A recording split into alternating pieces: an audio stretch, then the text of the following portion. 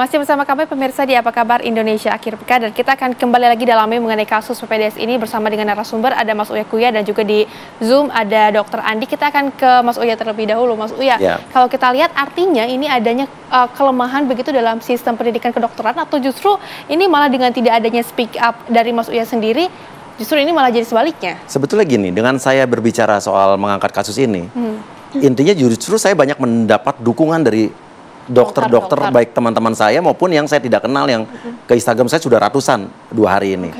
Ya, dan mereka bilang ungkap, dan malah juga banyak pengaduan-pengaduan baru yang mereka merasa selama ini juga mengalami bullying yang mungkin tidak separah yang ngadu ke saya, baik cuman verbal, diintimidasi secara psikologis dan lain sebagainya, yang mereka cerita ke saya gitu. Ini 2 hari ini, dan itu laporannya saya teruskan langsung. Dan ada beberapa yang saya teruskan langsung ke dirut rumah sakitnya yang saya kenal. Ada yang juga ke Kementerian Kesehatan dan ke siapapun yang instansi yang berhubungan dengan itu. Dan intinya justru itu, walaupun 3 hari ini justru saya juga mendapatkan justru malah satu tanggapan yang berbeda dari 3 oknum dokter yang justru saya nggak tahu kenapa resah banget, malah justru balik membuli saya gitu ya. Jadi bullyingnya seperti apa Mas Uya? Contohnya ya, contoh bukan ini, kita nggak tahu namanya, ini ada yang bullying, ada yang mungkin cuma statement, tapi statementnya menurut saya agak kurang pantas dikatakan oleh seorang dokter atau intelektual ya. Contohnya ada dokter Yanuarman SPOG, yang ternyata dia adalah ketua ID di Kepri, yang dia bilang komentarnya waktu saya membuka kasus ini di Instagram saya, konteksnya itu dia bilang bahwa ya DPR Asbun asal bunyi berarti, yang habis ngomong terima amplop. Berarti itu kan tuduhan yang sangat serius, dan ini ironisnya dilontarkan oleh seorang yang memiliki intelektual. Ya, kenapa dia begitu resah? Padahal kan yang saya ungkapnya adalah fakta. soal ya entah fakta apa, kalau emang bukan fakta laporkan saja orang yang lapor itu kan. Ya, ini kenapa jadi resah? Ada lagi dokter siapa tuh, Omat spin dokter atau siapa ya yang bilang saya tidak pernah mengalami ini. Alhamdulillah tidak mengalami ini, tapi kan sekarang faktanya Menteri Kesehatan saya sudah membuka rumah sakit mana yang, atau rumah sakit pendidikan mana juga yang selama ini paling banyak bullyingnya. Dan jangan lupa sudah keluar P21 dari kejaksaan yang kemarin sama kasus Aulia Risma yang di Undip per 28 April kemarin. Dan ini saya akan desak supaya biar segera ditahan. Jadi kan ini bukan bercandaan, bukan sesuatu hal yang dia mengada-ngada. Ya contohnya si Omat spin dokter ini ya bilang inilah miris kualitas DPR kita. Ya udah, katakan dokter, kualitas saya seperti apa. Mungkin saya bisa belajar sama Anda, tapi kenapa Anda resah? Karena tujuan saya adalah bagaimana saya mengembalikan, menciptakan satu marwah lingkungan kedokteran yang sebetulnya oknumnya sedikit dibanding dokter-dokter yang baik. Dokter yang baik profesional banyak sekali di Indonesia. Barusan lagi saya lihat si Omat ini bilang bahwa profesi influencer dan politisi adalah 2 profesi yang paling tidak bisa dipercaya.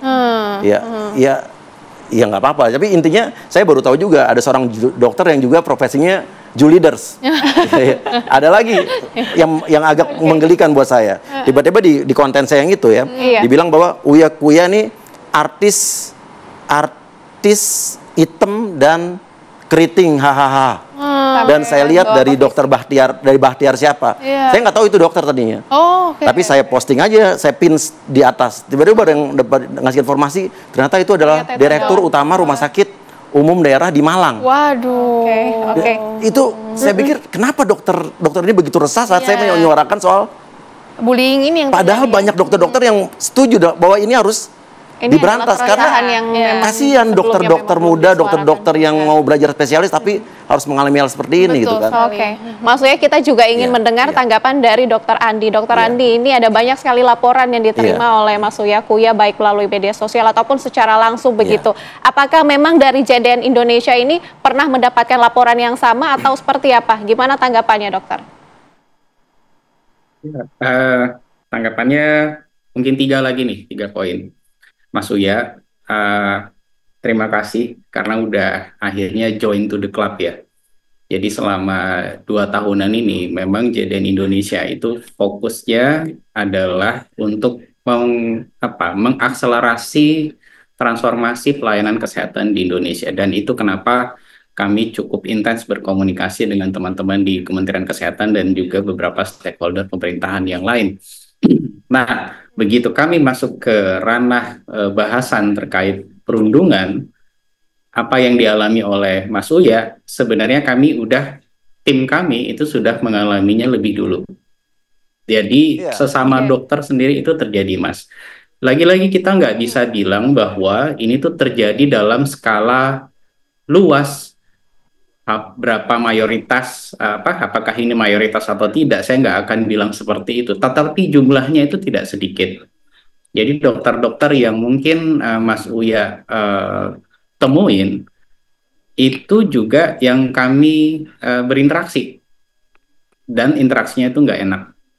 Itu poin pertama.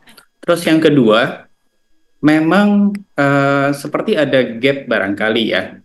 Seperti ada gap. Bisa jadi, kalau Mas Uya tadi bilang bahwa beberapa dokter-dokter yang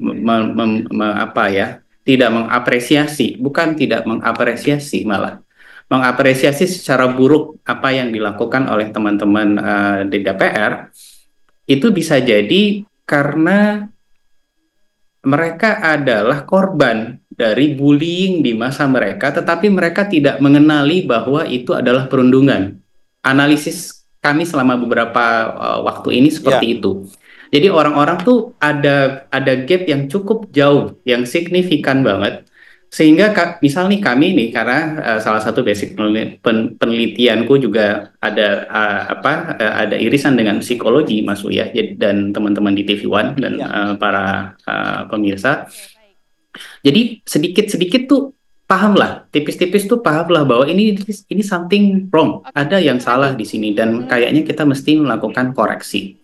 Nah, tetapi bisa jadi di masa yang dimana para direktur itu yang bisa jadi dari usianya mungkin lebih senior jauh, nah di era mereka dididik, di era mereka berjuang, struggle, hal yang seperti ini tidak pernah dibahas, maka tiba-tiba muncullah ini semua di media dengan situasi yang begitu berbeda, itu membuat sebagian orang menjadi shock, kaget, dan akhirnya responnya itu seperti itu. Ini cara saya melihat itu secara poin yang sudah dibeberkan oleh Dokter Andi ini, Mas Uya sendiri. Kemudian ini setelah adanya laporan-laporan yang masuk, apakah akan justru merubah peraturan yang ada atau mungkin menambah atau seperti apa nih? Harusnya dengan kasus Aulia Risma almarhumah kemarin itu harusnya jadi satu titik balik supaya perundungan itu tidak terjadi. Tapi ternyata di Unsri kemarin masih ada terjadi lagi kan, dari si inisial terduga YS ini. Dan intinya saya masih banyak laporan-laporan lagi walaupun itu minor ya, tidak separah yang tahun-tahun lalu gitu. Bahkan waktu 10 tahun yang lalu ada teman saya juga, temannya teman saya, dia cerita untuk dia bertahan sampai 1 tahun di prodi itu, sampai 1 unit mobil SUV itu habis uangnya. Ya, dan intinya menurut saya ini harus dirubah. Makanya itulah kemarin saya mengusulkan bahwa perlunya dibentuk Satgas Anti Bullying, yaitu melibatkan pasti Kemenkes dan KPK. Kenapa begitu? Karena banyak peserta PPDS ini yang juga beasiswa, di mana itu dibiayai oleh negara. Nah, artinya uangnya kemana kalau mereka masih dimintain uang ini, uang itu dan sebagainya. Dan juga kejaksaan dan kepolisian dan sebagainya. Dan bayangkan kalau Satgas itu nanti bisa mengungkap atau menghukum ya pelaku-pelaku bullying dan kekerasan itu sampai ke pengadilan, saya pikir ini harusnya sudah stop. Dan kasus yang sekarang 3 tersangka kasus perundungan Undip Aulia Risma ini ya kan sudah P21. Jangan sampai P21 ini juga harus dikawal bahwa ini sampai di sistem peradilan harus benar-benar. Dan polisi harus berani untuk menahan para tersangka ini, agar benar-benar ada efek jerahnya juga lah. Sehingga kasus-kasus bullying yang terjadi saat ini bukan hanya di lingkungan kedokteran saja, tapi di lingkungan manapun ini bisa terungkap dan juga bisa tidak ada lagi kasus-kasus seperti itu. Terima kasih Mas Uya sudah bergabung bersama kami. Kami juga tadi sudah bersama dengan Dr. Andi Khomeini Takdir. Terima kasih sudah bergabung bersama kami, Dokter.